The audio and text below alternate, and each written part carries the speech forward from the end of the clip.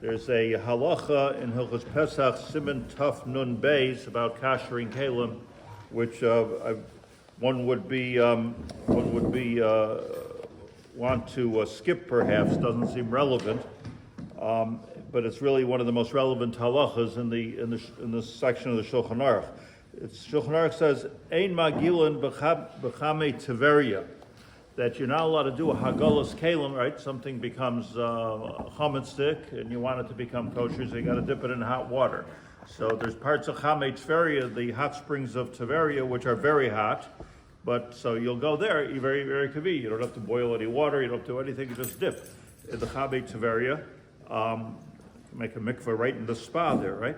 Ein magilin b'chame Tveria afilu kelim shedinam kechlisheni. Says the Shulchan Aruch, you can never do that. You can never be magil a keli in Chame Tveria, in the hot springs of Tveria. Even a klisheni would be like usually a fork or something like that, which you didn't put directly on the fire. You still, says the Shulchan Aruch, can't dip it and kasher it in Chame Tveria. Why? Mipnei she'ena toldos ha'or, because that water became hot, and it didn't became hot. It's hot. It could be the right temperature, but it was not heated up in the same way as your chametz was heated up in your pot. Meaning, when you're taking isser out, whether it's basar v'cholav, whether it's treif, whether it's chametz, all this applies. You've got to get the treif or the chametz out the same way you got it in. And they told us, or how do you get the treif in? Usually by putting a pot on the fire and heating up the water. Or that's the only way to get it out is by doing that. Now there's the Chazal were busy with Chame Tveria a lot in a lot of places. Hilchos Shabbos, and the reason is because Chame Tveria represented a phenomenon of unnatural or alternative heating of water. It was like an interesting, is it Bishul on Shabbos? It didn't, the Gemara has an argument in Pesach Shabbos. How does that get hot? Does it get hot somehow from the sun? Or is it the Pesach-ready Gehenim that opens up underneath it? There's a whole sugya in the Gemara with nafkaminas halacha. But when it comes to kashering, it doesn't work. So I want to point out something very, very important, why this is so important. That we tend to think, if you don't know enough, you tend to think that, okay, this pot became chametz stick because I boiled it in chametz soup, oatmeal, and that oatmeal reached 240 degrees. So now I need 240 degrees to get out the oatmeal or the taste of the oatmeal from the pot. And kabbalah kachpolta, it's wrong. Kabbalah kachpolta means many, many factors. One factor is the temperature. Another factor is the environment or the derech that it became cooked. In other words, Chazal taught us, Chazal teach us over here, that it has to be Kabbalah kachpolta. That's an exact science. In fact, it's not a scientific science. It's not a science which, like some type of a science person will say, well, the svara is that it comes out with this amount of heat. We don't know that. We don't know why necessarily if you boil a spaghetti in a pot, but you boil the water up to the same temperature afterwards, why the taste of the spaghetti comes out. Not necessarily so pasha. We just know, kabbalah kachpolta. So here Chazal is saying, but it's not about temperature. Temperature is just one factor. If you go to the Chame Tveria, you go to the hot springs of Tveria, you have the same temperature and it won't be good. So you need all the factors. It has to be on a fire. It has to be the same kind of a pot. Everything has to match the way the flavor of the spaghetti went in. That's how the flavor of the spaghetti has to go out. The Rabbah adds, which is interesting, let's say you cooked the thing to begin with, the spaghetti in the Beit Tveria, right? So then, says then you can do it. It's interesting, this Rabbah is not arguing with the Shulchan Aruch. In fact, his quote for that is the Beis Yosef, is the Shulchan Aruch. But what he's saying essentially is that Shulchan Aruch, you left out a very important sentence, and that sentence is that unless you cooked, because kabbalah kachpolta means if you cooked in the Chame Tveria, you can kasher the Chame Tveria. And I think that the Rabbah is saying this to bring the yisoid out very, very clear. So one of the practical the halachic consideration that has to be made here is that it's not as simple as heat. That's not the way it works. Second thing is, or a practical application would be that the poskim say, almost all the poskim say, that if you kasher something, let's say in a microwave, so the microwave can get the water, let's say, to the same heat as a fire could get. What did I get? That it can get it to be boiling and get the water to the same heat, but that water is not water that was kashered al yedei tolazar. So in the microwave, you didn't kasher. This is most of the poskim say you didn't kasher, not the vessel you put in the microwave, and not anything you're going to put into that vessel, because it was never a kli rishon al ha'or. Yeah, it was never the same thing as a kli rishon al ha'or. So here's a comparison. Alternative boiling from chametz veria to microwave, and many other applications, or at least some other applications, which I'll share with you. But the yesod that I wanted to say this morning is that it's not as simple as we think. Heat. It's not about heat. We can't try to be a scientist here. It's a halacha, almost like Xeris HaKosov, that kol asher ba b'mayim yaviru b'mayim. It's a din, and that din has to be studied. Continuing with the halachas of kashering kalim for Pesach, hagolas kalim, libun kalim, and there's so much to talk about. I'm trying to stick to very fundamental yesodos about this. And yesterday we spoke about kibolo kachpolto, that the same way that the let's call it chametz for now goes in, that's the way the chametz goes out. And we shouldn't think we understand it necessarily, because I don't know if anybody understands it. It's Xeris HaKosov. Scientists tend to feel, okay, well, if I got that degree of heat and it went in, then it goes out. I don't even know if that's true scientifically. Like, just because you boil something at the same degree that it got boiled in, that you lose all taste. I don't even know if that's been scientifically tested. But it's halacha. Yaviru kol haba b'mayim yaviru b'mayim. That's halacha Xeris HaKosov. And I want to talk about that for 1 second. But first, the Shulchan Aruch says in Tuf Nun Aleph, what can you kasher? Echad kli eitz, ve'echad kli even. This is a lashon the Rishonim, but the Shulchan Aruch brings it. Echad kli eitz, ve'echad kli even. If you have something made out of wood, people are always surprised that you can kasher wood, but you can kasher wood. If you have a fork that you use for, a mixing spoon that you use for spaghetti, you could kasher it, use it for matzah meal. So echad kli eitz, ve'echad kli even, stone you can kasher, ve'echad kli bateches, and metal you could kasher. Dinam la'achsharim b'hagola, and the way you kasher those is with hagola. We spoke the other day about glass. That's not on this list. V'chein, and also, says the Rabbah, adds kli etzam rather, tzrichim hagola. Also a kalim made out of bone. So that you could also do hagola. Maybe people have bone china. So bone china is indeed made out of the ashes of bone to some part, but it's also has in it, I think the majority of it is kli cheres, is some type of clay. So it's not, bone china is not like they took the arm of some cow and now it's on your table. That's not what's going on with bone china. It's using there's something about the bones of cows, I think it's cows, that add some luster to your dishes. So if you are so inclined, that's fine, but you can't do hagola on those. That has a din of kli ches. The other thing which one might think goes into this is that today there's a lot of materials that you would use in your kitchen, different things, and the name quartz, for instance, which is actually, I believe, a type of stone, but it's allowed to be used for a lot of different things. So one of the things that can be called quartz, or quartzine they call it, is when you take a stone and they grind it up in a machine into a powder, and then they recomposite it into something that looks even prettier than stone, because you could add a lot of different colors and things. So that's not real stone. And that the poskim say, Avnei Nezer, other poskim agree, we don't have the chidush of kashering, meaning it's Xeris HaKosov that you could kasher stone, that what goes in goes out the same way. We don't know if that's called a stone altogether. That's not a stone, it's just made out of stone.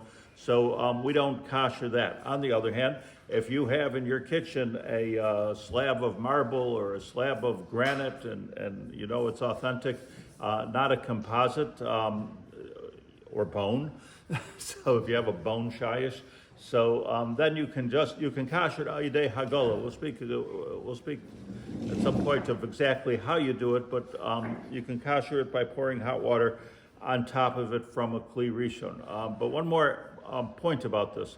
So if you're in good shape, actually, if you have a granite countertop, as far as Pesach goes, you might be in debt, but you're in good shape as far as Pesach goes. Just a very interesting point I want to bring out for illustrative purposes from the post skip.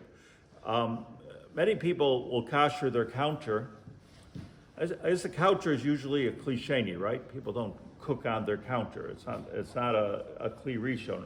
It can be a kli rishon, though. However, if, for instance, you put let's say you make a challah, and a challah is davar gush, and it's hot, comes straight out of the oven. You put it on your counter, on your marble.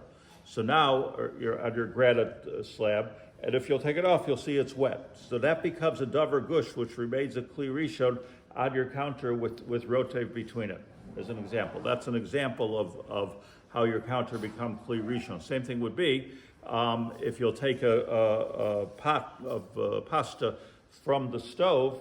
So if you poured it onto your counter on purpose or by accident, that's irui kli rishon. That's not kli rishon, it's irui kli rishon. Well, let's say the bottom is wet and you put it down, so that's a kli rishon.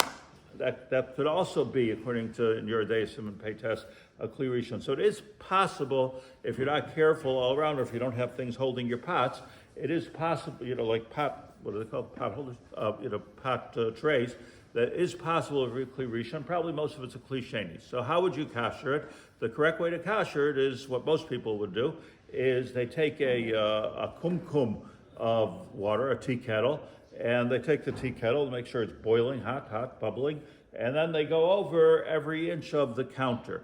What might be wrong with that? Assuming that, first of all, that's irui kli rishon, not kli rishon. If you want it to be kli rishon, you have to use a stone or maybe there's different methods that we could think of, but it might be irui kli rishon. But is it a good way to kosher? So poskim say a very interesting thing. Irui kli rishon, which might work. Yes, if you're pouring something from a kli rishon, so that's called irui kli rishon. It's not quite klisheni. So the way that works is you take a pot, you put it on the stove, you heat it up to boiling, and you pour it onto the counter. That's irui kli rishon. The poskim say we don't know if that's true in your plastic urn. The only, because the way a kli rishon, this is where I say it. I want to make this point, that just because we think it's right doesn't mean it's right. You'll say, well, the temperature is the same as it would be if it was in a metal pot, yes? But that's not the way a kli rishon works, just like it's not the way the oven works. The way a kli rishon, the Chazal understood, is a kli rishon is that there's a fire underneath, it's completely metal, and the metal conducts the heat all the way through, and it's cooking the water in a number of different ways. It's cooking the water through the heat that's in it. It's cooking the water for the fire on the bottom, and the dafnei sakadera are also. All this is Gemara in Chulam. So, and an Avodah Zarah. This is clear Gemara that there are many ways. Who says if you put an electric element on the bottom of a plastic kumkum, that's called a kli rishon, even though you'll put a thermometer in there and it'll say, well, it's boiling temperature. So what could be wrong? Because the answer is kibolo kachpolto and kli rishon and all these things. You have to look at the halacha, not at the science necessarily, because the halacha is different than the science. So is that good or is it not good? So many of the poskim say it is not good unless you have a real kli rishon al ha'esh. He brings here the Piskei Tshuvos that he says, as far as ha'eshrim, the reason why that would not be good, so here's the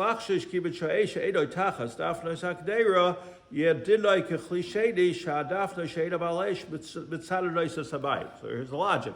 The plastic, you see that the element at the bottom of your kettle is fighting with the plastic to keep it hot. it's not being encouraged by the walls of the Kedera as it would be in a metal pot. It actually has to work harder. So who says that's a Kli Rishon? And therefore, it might have a bit of a cliche,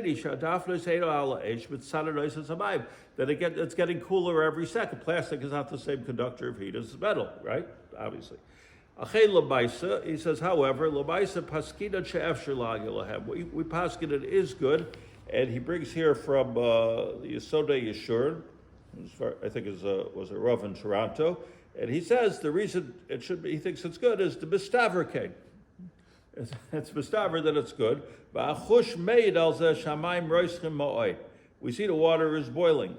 Okay, it's mistaver, but I'm not sure if it's mistaver. I'm not necessarily suggesting everybody takes this chubra. That's not what I'm saying. What I'm saying is these are complicated details of Kabbalah Kachpolto, so you really have to not just assume with your common sense necessarily. He's saying, well, common sense says it is good. It must be like a Kli Rishon if it's the temperature of Kli Rishon, or it could be it's not only the temperature is just one factor amongst a number of factors that makes something into a Kli Rishon.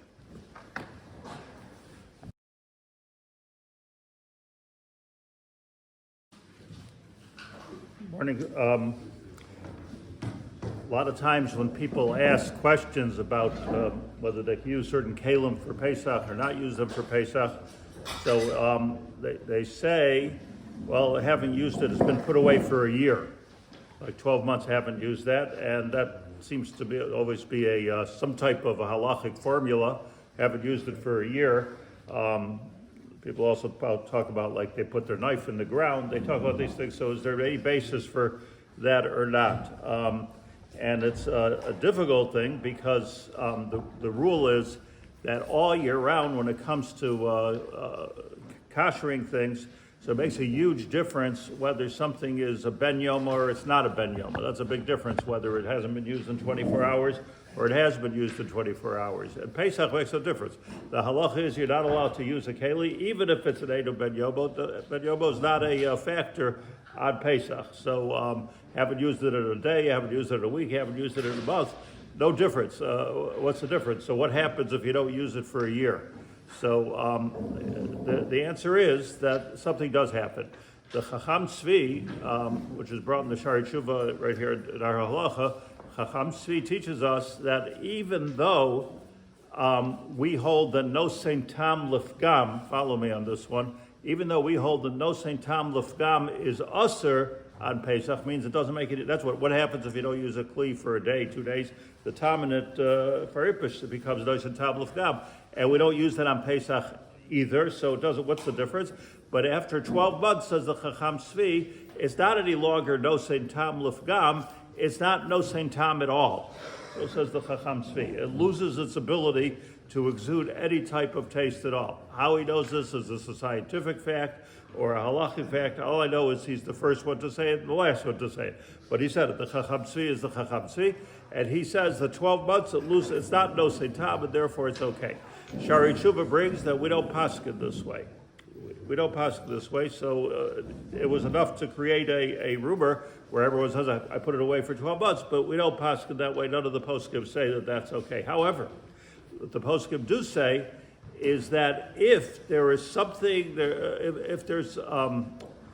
if we're doing a chumrah, you can, and you need to be makel, or let's say it's gonna cost me a lot to be machmir here, so that halacha of 12 months together with whatever chumrah you're doing, the two combined make it mutter. In other words, it's good. The Aruch HaShulchan says that, by the way. Ein lismoich al zeh, you can't be somach on this Chacham Tzvi. Ach yesh litzarfo la'eze kula acheres im yesh b'inyan zeh. But if you've had another kula going on, so then you can combine the kulas. That's what the Aruch HaShulchan says. He's not the only one who says it. This will come up very prominently in two places.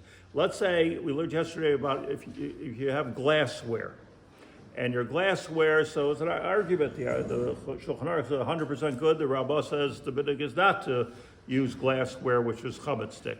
let's say you put it away for 12 months, and now you have two things. It's glass, where the Shulchan Aruch says it's mutter, and it's 12 months old. So this is where the Aruch HaShulchan and the other poskim, Shel Zmanenu, or Moshe Feinstein say, okay, if it's 12 months old and it's glass, then you could use it l'chatchila on Pesach. Another one, which is, people have a lot of thoughts about this, is plastic.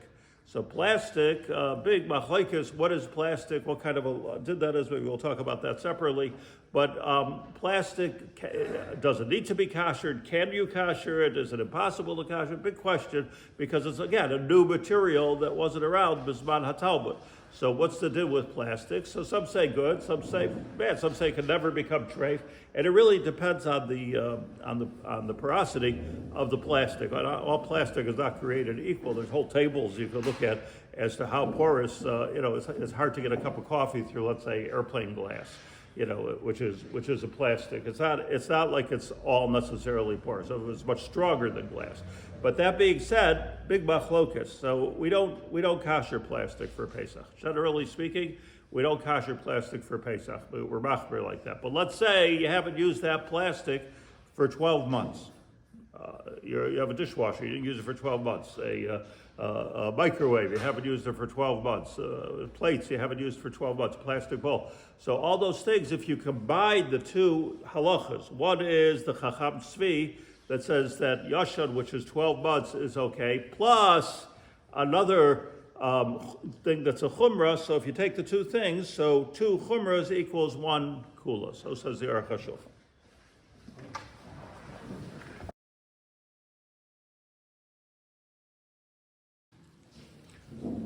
Questions on Pesach: do we need new glass utensils, or can you use the same ones you're using all year round? Just an interesting historic note that the Mishnah or the Gemara, to my knowledge, doesn't talk about glass utensils. It doesn't talk about glass dishes or things like that. It does. There's mention you can find in early sources about like little perfume bottles. Even I think maybe the Sensenas Hamon was made out of glass. It seems to be, but like that you have glass in your cabinet and you eat from it. That we don't find, and therefore, even though it did exist, I believe in the time of the Gemara, there were such a thing as glass utensils. Once there was glass blowing, there was glass utensils. But so the Rishonim are the first to talk about it. La halacha, what is the din with glass? And you have 3 opinions, just to keep track. The one opinion is that glass is completely smooth and completely non-porous, and there's no way anything is getting into it or out of it, and just when it comes to kashrus or Pesach even, just rinse it off and you're fine. That's one opinion.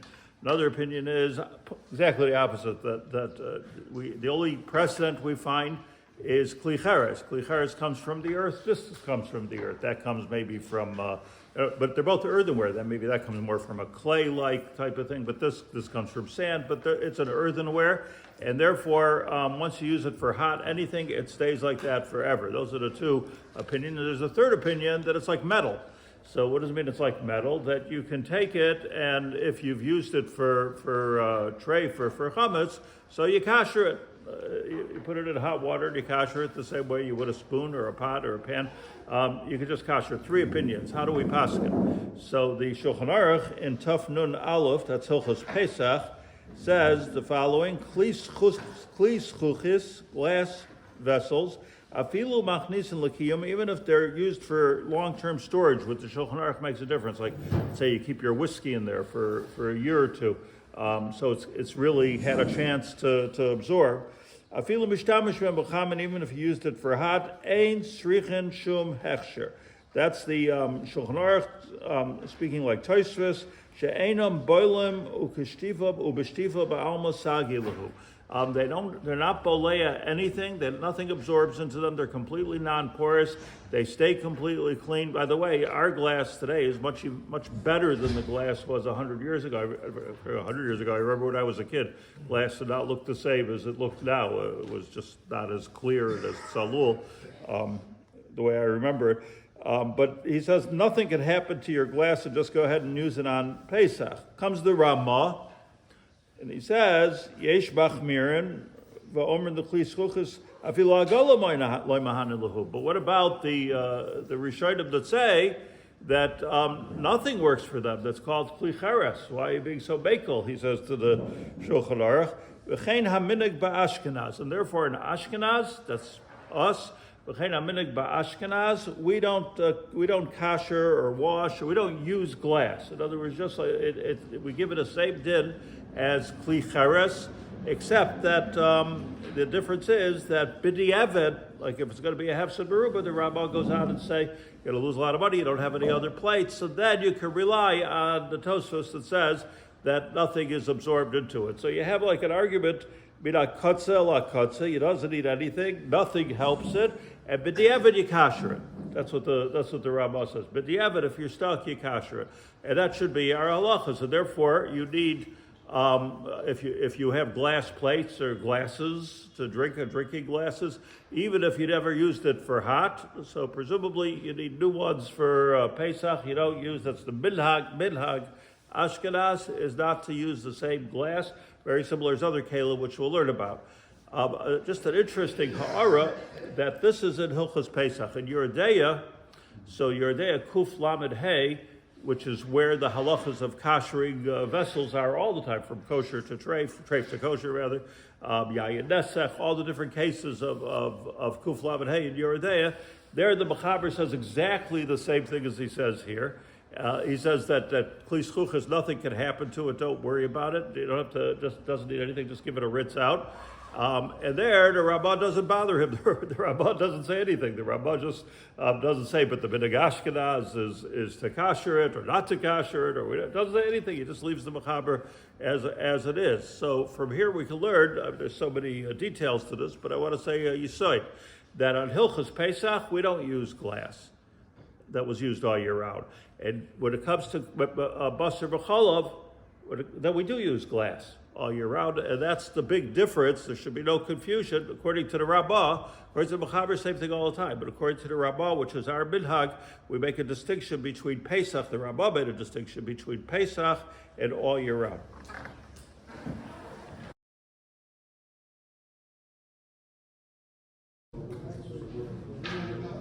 Okay, we have learned that anything that becomes chametzik in a kli rishon, meaning a pot that's right on the fire, so the only way to get the chametz out of it, to kasher it, is in a kli rishon. So if you have a soup spoon that went into a soup pot on the stove, the only way to kasher is to put it into a hagolas kalim, which is in a kli rishon. The pot itself is going to be difficult to kasher because you can't put it in itself. So either you have to find a bigger pot for it, or you have to take it to the park, and there they have big places, that big gigantic pots that you can dip it in. But the principle is anything that became chametz with a kli rishon becomes kashered also through a kli rishon. There are certain things that's very difficult, even if it's a kli rishon, to put into a pot, even if you get a bigger pot. For instance, a table or your countertop. How are you going to take your countertop and put it into a pot of, how do you kasher your countertop? So the simple answer is, well, you never cooked with your countertop. Your countertop is probably not a kli rishon because you don't have a fire, although somebody just showed me at the end of the week that they're installing the whole shayish, the whole marble countertop, wherever is induction, and wherever you put the pan, that's where it cooks. So, okay. But on the other end, he said there's no heat. You can put your hand there, nothing happens. So I'm not up with the technology, but it's just amazing that it's. But let's say for the rest of us, you have a countertop, so probably at most you're going to spill something from a kli rishon onto it. So that would be irui kli rishon. So the relatively easy way to clean that is irui kli rishon. You take something from your kumkum, as we explained, and pour it on it. However, there are times that your countertop can become a kli rishon. So for instance, I'll give you an example from your day, and also chametz is, if you take something which is a davar gush, I'll give you an example. Let's say you take a challah. So a challah comes out of the oven. so because of what it is, it's a solid thing. It maintains its Kli Rishon value. Now, let's say you put it on the counter, still didn't do anything too bad because something dry on something dry doesn't transfer. However, you'll see when you take the challah off, it's wet there. So now, I'm just giving a mini class into Yoredeya. So now you have Yavesh b'Yavesh Yesh B'neihem Rotev, and in such a case, you have to kasher. But it's interesting, now your counter is a Kli Rishon. I would imagine with your sink, let's assume you have a stainless steel sink for a moment to make it easier here. I imagine this happens all the time because let's say you'll take a hot pot that's full of either spaghetti or some kind of pasta or chicken soup, and it's wet on the outside, or the sink is a little wet. You put it into your sink. So if you not pour it into your sink, but put it down into your sink. So now you probably made your sink Kli Rishon treif, because there you have straight from a Kli Rishon onto a Kli Sheyesh B'neihem Rotev. If there's any liquid left, you make sure it's completely dry, but that's not likely because it's completely hot. How are you going to make it completely dry? And there's all kinds of chemicals. So now you have to kasher possibly your countertop and probably your sink if you put anything in there, which is a Kli Rishon and wet. So you're going to have to kasher. So how do you kasher it? So the Shulchan Aruch tells us an eitzah, which is a difficult eitzah that I find. The Shulchan Aruch says an eitzah, well, you do like this. If you can't put it in a Kli Rishon, bring the Kli Rishon to it. So how do you bring a Kli Rishon to it without pouring? He says take a stone and heat up the stone like a fire, like really very, very hot. What temperature it is not so much the important thing, but I mean, it's important, but not for now. After you heat it up very hot, so it's like a fire. And now you're going to take the stone and put it on your Kli Rishon. So now you're doing a hagala in a Kli Rishon, because you're going to take boiling hot water, pour it on the stone so it doesn't cool down the stone, and then you slowly move the stone along the shayish, and now you've kashered, at least where you put your challah down or your wet pot down, you've kashered it with a Kli Rishon. Yes? So why it's not done as much as it used to be, because it's turned out that there's been a lot of injuries by doing this, because people wrap the hanger around the stone and it breaks, and sometimes stones, when you put them on the stovetop to heat them up, if it's not the right kind of stone, it starts to throw, to explode. So easier way is to take a steam iron, which is a stone, a beagle eisen, yeah? You take a steam iron, which is a stone, and iron your countertop. Especially good a steam iron, not as opposed to a regular iron, because now you've got boiling hot water and you've got 100% heat of a Kli Rishon. And now I don't think you could do this on a plastic countertop, but now by ironing your counter, you've basically done the stone thing, and you're 100% kosher. So if you have a solid stone, marble, granite, real stone, not a composite, which is kosherable, real stone is kosherable. So then this is, or stainless steel for that matter. So this is the best thing to do. Iron it. Iron it is the best thing with the steam iron, and keep on pushing it, keep it wet, keep it hot, and in 15, 20 minutes you have a kosher thing. It's very difficult, I find personally, practically speaking, to iron your sink. The sink is, you can iron the bottom, and the sink is the most likely to have some real chametz. So it's just very difficult to get around the sides. Maybe, I don't know, it's very difficult. So you have another eitzah for that, if you are so inclined. You can try the stone, but you're going to have the same difficulty as the iron.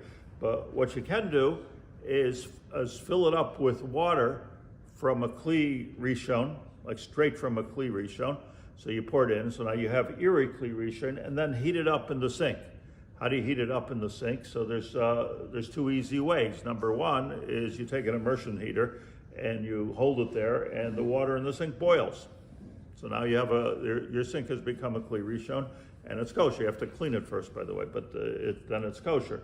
Another way, if you're more daring, is if you have a blowtorch and you just aim the blowtorch to the water for a minute or two, it starts to boil. If you can think of any other way, maybe lasers or some way to make the water boil. So the water is boiling, and then it's a kli rishon, and you've kashered your sink. And what that does is that alleviates the whole necessity, everything that I've said this morning, alleviates the necessity for covering your counter, covering your sink, or kitchen insert, like sink inserts, all those things you don't have to do, providing you have something which is kasherable. So one more time, let me say, a stainless steel is 100% kosher. Enamel sink, if you have one, might not be. And stone, like marble or granite, is kasherable. Once they take a stone and they grind it up in a machine, which is common now, it's cheaper, and then they put it back together, it becomes a new kind of a stone, some type of a composite, that the poskim say you may not be able to kasher. That's not Evan. That's something else. That's something else. So I'm talking right now about real stone, real stainless steel, real wood. If you have a real wood countertop, and that's what you can kasher.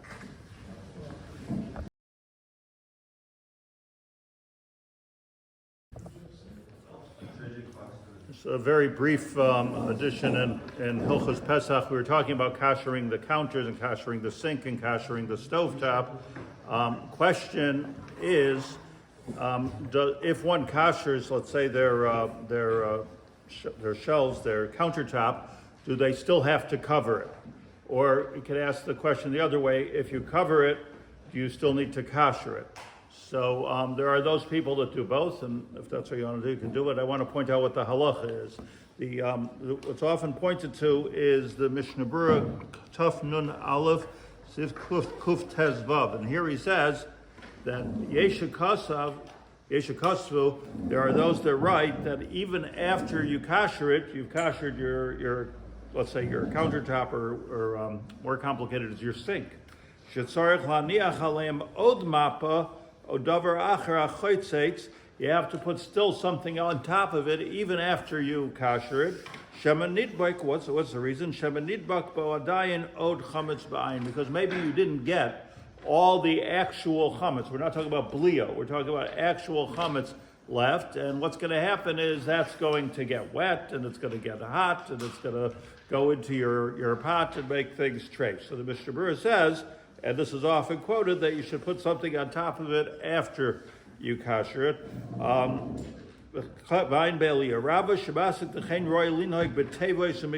I want to show you that the Mishnah Berurah actually holds the opposite way. Because then he goes on and he says, Avol b'shulchanais pshutim ein lahachmir. What does that mean? Shulchanais pshutim, what one needs to distinguish between let's say a piece of granite that we have perhaps in our house, or marble, or even shayish, whatever you might have there, which is pshutim. It's a perfectly smooth surface. They don't give it to you in a non-smooth surface, as opposed to even farbaika is a complete smooth surface, as opposed to the way surfaces were in 100 years ago, or in the time of the Mishnah Berurah, because there most of the surfaces, according to my research, were made out of wood. And they were not, they constantly had, like a bar, they constantly had to be sanded, and they had different, not porousness, but different unevenness. So the Mishnah Berurah says before that if your surface is pshutim, if it's cleared, so there's no shash, in other words, you can clean your granite or your stainless steel sink to the point where there's no chash that there's an actual piece of chametz there. It's just simply not a chash. So therefore, once there's no chash that there's actually chametz be'en, again, this is not talking about bliyas. You took care of the bliyas with your kashering. There's no chash of chametz be'en, so really there is no reason to kasher it. That's exactly what the Mishnah Berurah says. I will be shulchanais pshutin ein lahachmir. You shouldn't be machmir. Sometimes the Mishnah Berurah says ein lahachmir. He's saying you shouldn't be machmir. Not that you don't have to be machmir. You shouldn't be machmir. So if you take it in both directions, if indeed you have a complicated surface, so then you should kasher it and you should cover it. But if you don't have a complicated surface, you have a very straight surface of one of the materials that they use today, which is very easy to to wash off, and there's nothing bent, so then be careful to wash it off carefully and kasher it. You don't need to cover it. The question is, what if you don't kasher it at all for whatever reason? So now, and you're covering it. In other words, let's say you don't kasher it, and you're covering it. Is that okay? Meaning, if you are covering it, do you have to kasher it also? That's the question. And the answer is, it depends what you're covering it with. So again, the Mishnah Berurah says that even though you put a mappa on top of it, so you still should kasher the bottom.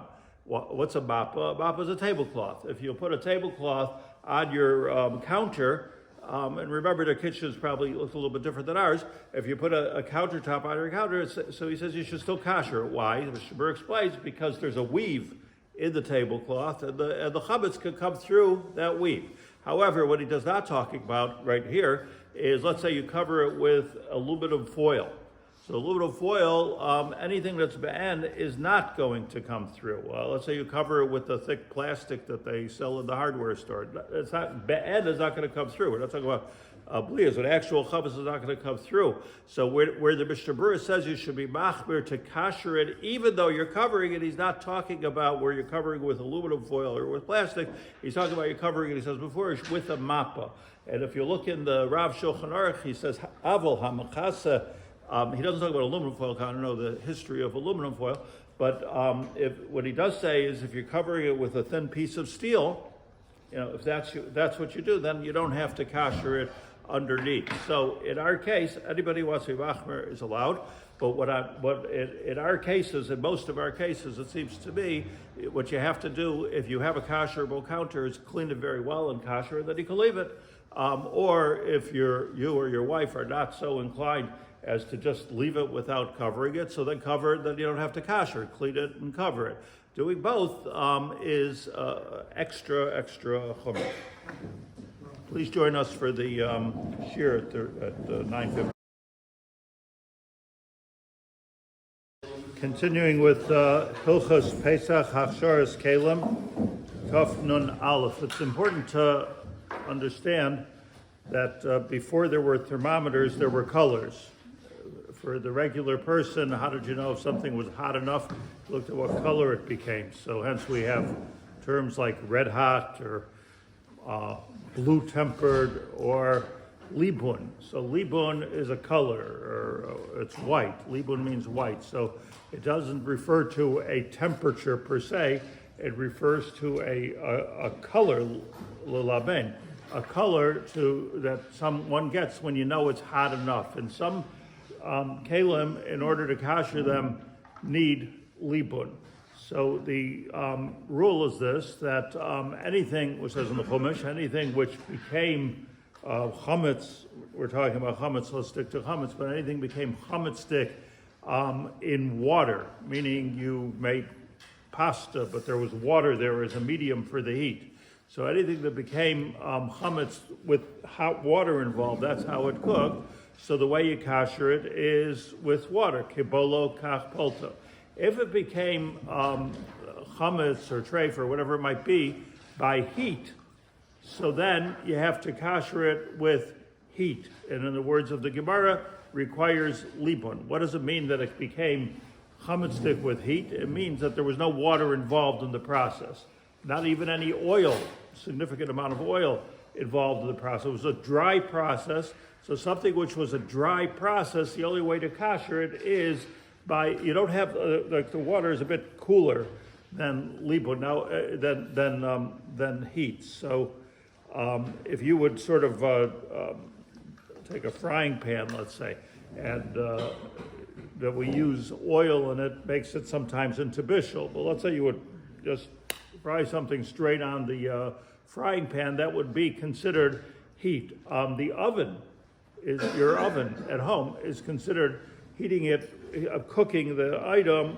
with heat. So that's heat. The heat that's required to get the non-desirable item out is libun, white hot, not red hot, not green hot, not blue hot, not black hot. There's all different kinds of hot, but white hot. White hot is very hot. I looked it up. It's like 1,500 degrees centigrade or something until something becomes white hot. Very hard to do white hot. I mean, the only maybe charcoals get so hot you can see them turn lelaben. That's the lashon of Chazal. Maybe if you hit a blowtorch or something for a long time, but your oven doesn't get so hot. Your oven does not get so hot as white hot. It doesn't do a lipun. So how can you kasher an oven? The answer is that an oven may not have become treif through heat. Follow me on this, because something becoming treif or chametz through heat means that the food comes actually in contact with the metal, and there's no water in between.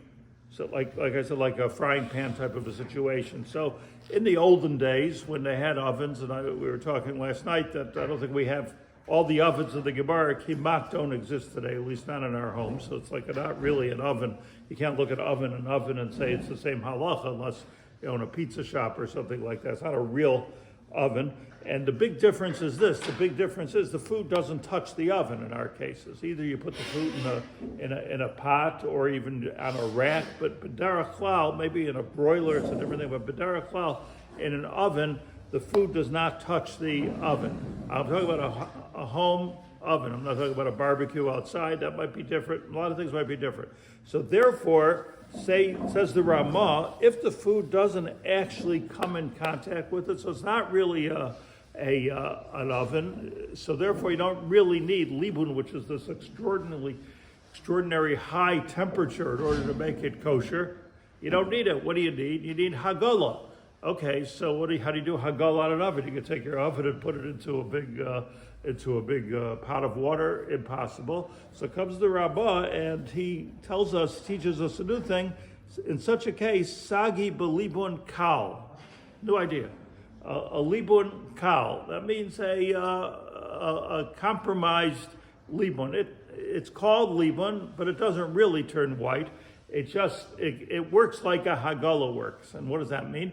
That just like a hagala works on the principle of kiboiloi kach poltai, that it has to get as hot as it got when it became treif, so too does a libun kal work like a hagala. So this is very important when it comes to kashering everything, that a libun gamur, that's like, it turns white, ashes, that's a really hot thing, but that completely destroys any kind of treif or chametz in it. You don't even have to clean your oven if you're going to do a libun gamur. You know, so you've killed it, you've destroyed, you've obliterated the chametz in your oven.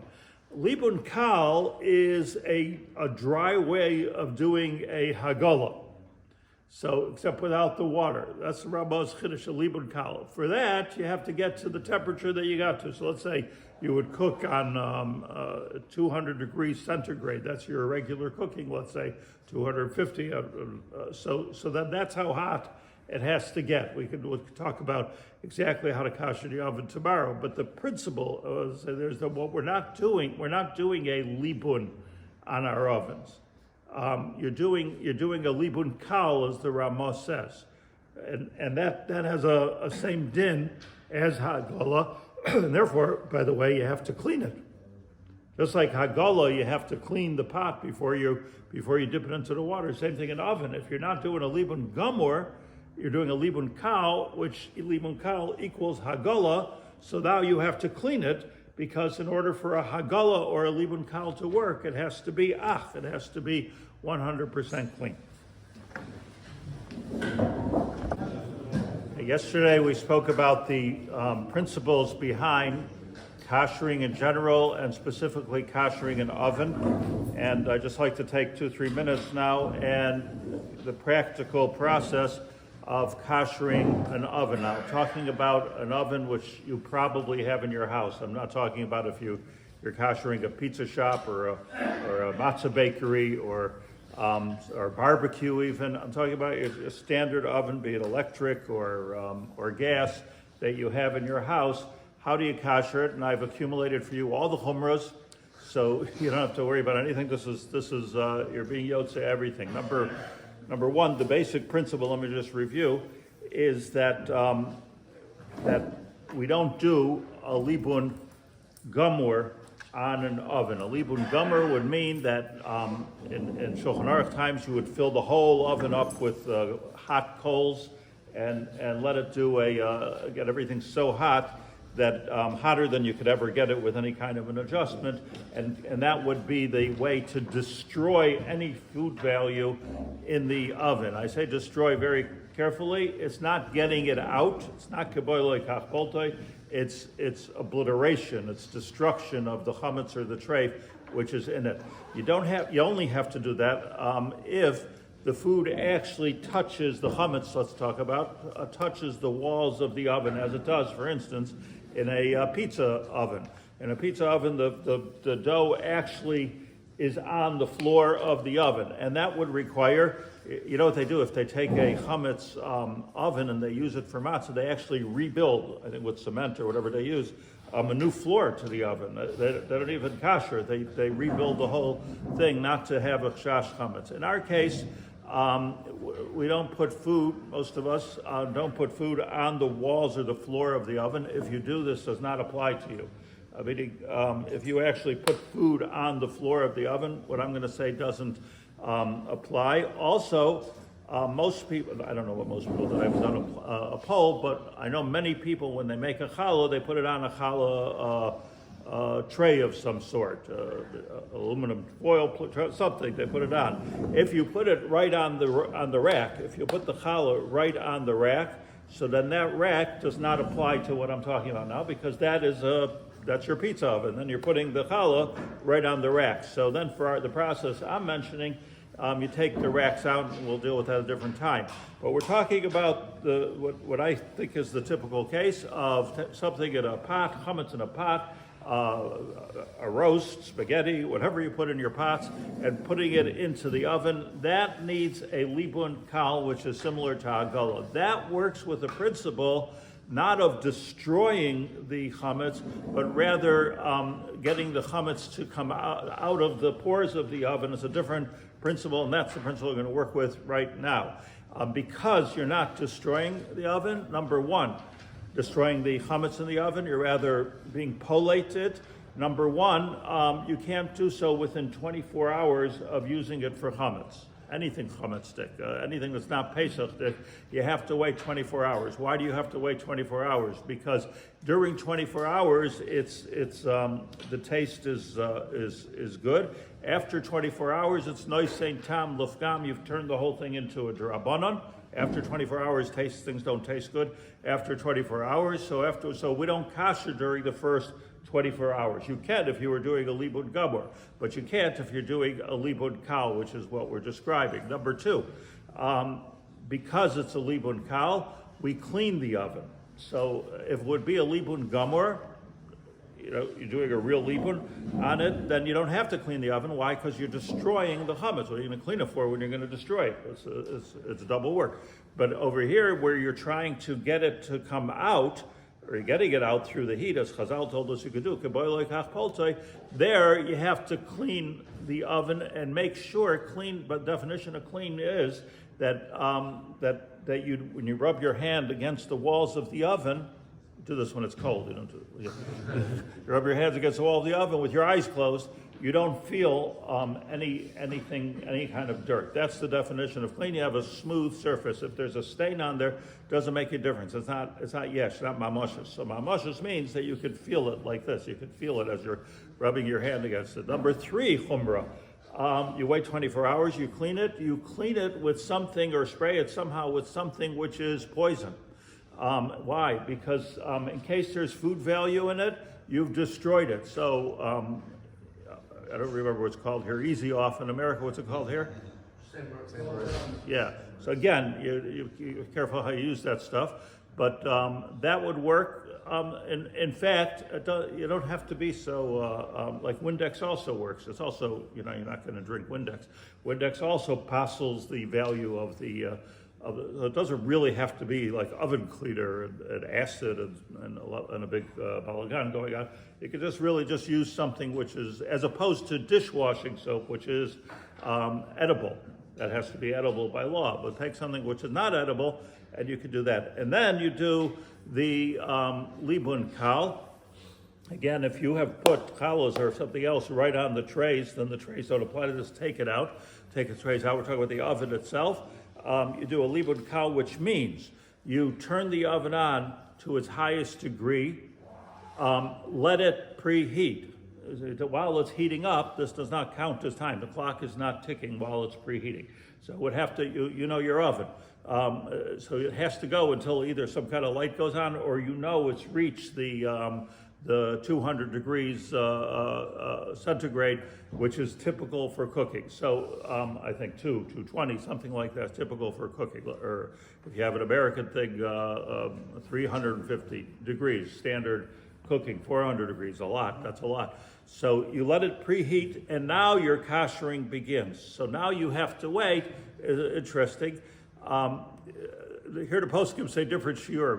Rav Cutler said you have to keep it on for 2 hours. Rav Moshe says mugzam. It's like who keeps it on for 2 hours? But that's Rav Cutler's. That's all said. You have to keep it on for 2 hours. Rav Moshe Feinstein said 20, 25 minutes. That's how long you have to keep it on. You don't want to break the oven either. There's no Indian of that. And I heard from Rav Scheinberg says, well, figure out what's the longest you cook something on what temperature. That's how you should do it. So it could be 20 minutes and it could be 2 hours. It depends on the situation, which is what I was makabel, and it's also mistaber to me. Last thing for today, if you have a self-cleaning oven, which many people are zocha to have, then you have a self-kashering oven. You don't do any of this, because a self-cleaning oven automatically preheats and gets to the temperature, and it's designed to get to a temperature which will obliterate the food value and even clean by cleansing standards, even clean. Then you don't have to wait 24 hours.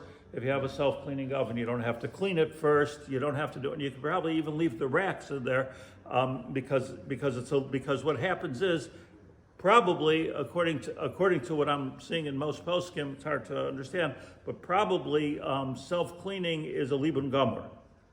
Libun gomer, even though it's not getting as hot to as coals are, but it's getting way above kibolo kachpolto. So self-cleaning, you're in good shape for Erev Pesach, and we'll talk a different time about what you can put into that self-cleaning oven.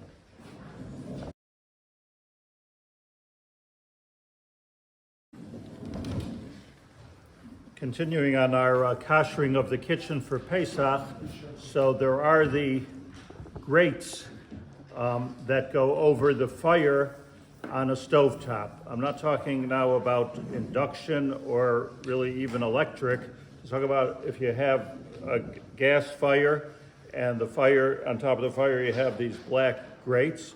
So how do you kasher them? So there are 3 opinions in the poskim that you see. One opinion I saw is that you don't have to kasher it at all, because there's a din in Yeridea, which is yavesh b'yavesh ein b'nei emroitev, that whenever you have 2 dry surfaces, no matter how hot they may be, 2 dry surfaces, one on top of the other, there's no transference from this to that, and that's perforce. The greatest is perforce a dry surface because it's hot, and whenever you're going to have something hot on there, automatically it's drying it off. So there are many poskim that say that you don't have to kasher at all. There are poskim on the other side that say there's no way to kasher that. That's too complicated to kasher, because now I don't know why they're not concerned about the yavish, or why they're not makel in the yavish b'yavish, but it's like what they do say, which is probably correct, is that it's not necessarily covering the whole grate. Like in my house, I have big grates go over 2 burners, so there's parts in the middle. There's all kinds of parts that don't go into this category of yavesh b'yavesh b'nei emroitev.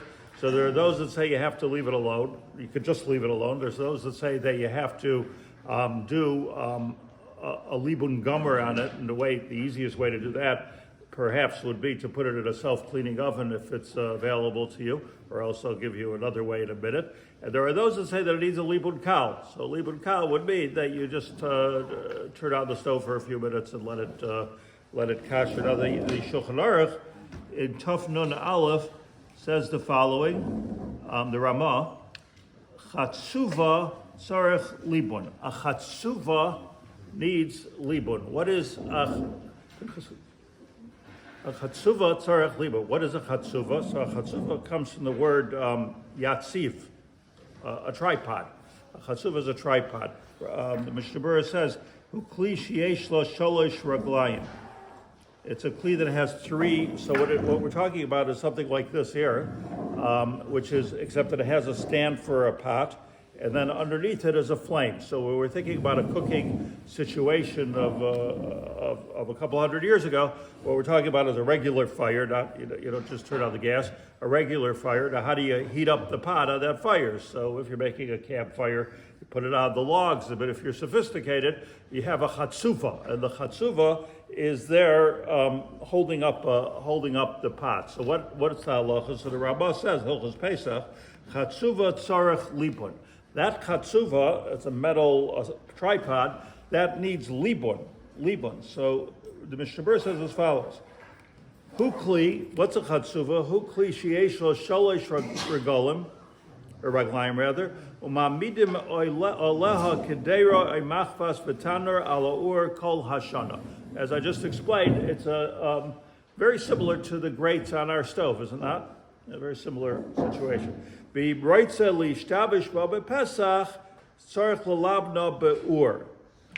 on this, the Ramah says that if you want to use that same tripod or stand on Pesach, you need libun b'or, that's a libun gomer. Why? Because let's say you drop some dough on it, but nivla batam chametz al yedei ha'or. So the case might be that you have some chametz gomer and you drop it onto the stand, and then the fire is heating it up, and now you have chametz. Well, says the Mishnah Berurah, zeh rak lechatchila. That's only lechatchila b'shum chuber the chametz. That's a special Pesach halacha. Because in truth, nothing can happen to that chatzuva.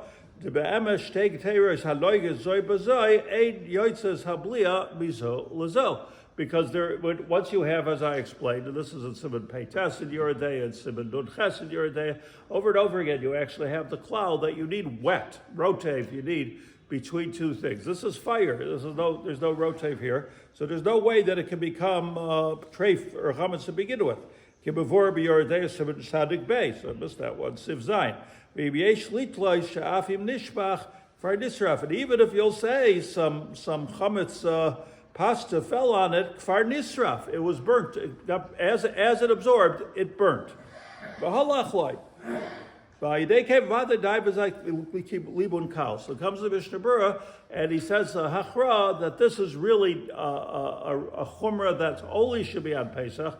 And by the way, the Igros Moshe talks a lot about it in Yeridea Aleph Nun Tes as to whether you need separate burners for your milchiks and for your fleishiks, for instance, if you have two sides of the stove. So he maintains that all goes into this halacha of not really needing it. We can all be machmer, whatever we want to be machmer, but that you don't really need it because of this din of chatzuva. And he says it's beforish, quotes this Mishnah Berurah in Hilchos Pesach, it's beforish that's, if anything, that's only a chumrah for Pesach. Comes the Mishnah Berurah, says, so what is the chumrah for Pesach? Dai b'zeh b'libud kal. You need a libud kal. Libud bakal is keboiloi kach boltei. Whatever it got, that's how you get it out. But don't worry about it if you go into somebody's house and you see that they never kashered their grates, they never did anything with it. A lesser doesn't hurt the beichel at all. I just want to add an explanation to this very brief explanation that even if you'll say that it did become a chametz stick, even if you say it did become chametz stick, so now how does the chametz get into the Pesach pot? So in other words, you need a double chumrah here. One chumrah is that the Mishnah Berurah is talking about never becomes really a tray for chametz to begin with, because as it's heated up, it's dry. The heat dries it. It's just the physics of it. The heat dries it. Once it's dry, there's no transference. But even if you'll say the Chumrah de Pesach is that, well, and the Chumrah de Pesach means if you're going to start using vachadik or all year round the kalim, you're going to be mekel in Pesach. So a lot of people are very machmer on Pesach, even though it's not halachic, which is okay. But I'm asking you need still another Chumrah here to say that now this chatzuva, let's say to use it even Beis is somehow getting into the next part that the Pesach time you're doing. So it really is a big chumrah. And on this, the Mishnah Berurah says you need a libud kal. So what do we do lemaisa? Tachlis is either you take those grates and you put them into the self-clean oven to be yotze the shitas that which is I just saw Rav Shmuel Kamenetsky Shlita. Or Shmuel Kamenetsky says that he doesn't see any way to kasher those grates. That's what he writes there. So he says put them in the self-clean. That's his language. Put them in the self-clean. So that's one way of doing it.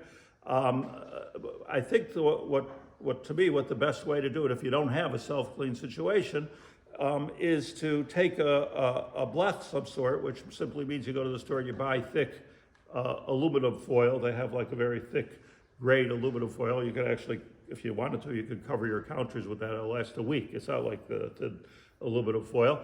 And just cover the 4 grates without cleaning it, without anything. You just cover the 4 grates. Do not cover the knobs because they will melt in the scenario that I'm suggesting. So you cover until the knobs, whatever, the square, they're of 4 or 5 or however many grates you have. You turn them on under that aluminum foil. Within 5 minutes, it's dangerously hot. How do I know it's dangerously hot? Because if you'll put, let's say, any kind of flammable thing, a thread, a match, certainly, you just throw it on the blech, burns up right away. So after 5 minutes, because you have 4 fires underneath it, it's very hot. You don't have to do this for half an hour, and it's dangerous to do so. You just do this, and then everything underneath it is kasher. I can't guarantee that everything underneath it is not ruined. This is a different thing that you have to discuss with your manufacturer. But kasher it is, and that will take care of all of the different shitas, whether you don't have to kasher, obviously, or whether there's no way to kasher it with the libud kal. This will take care of it, and it will be kosher. Sim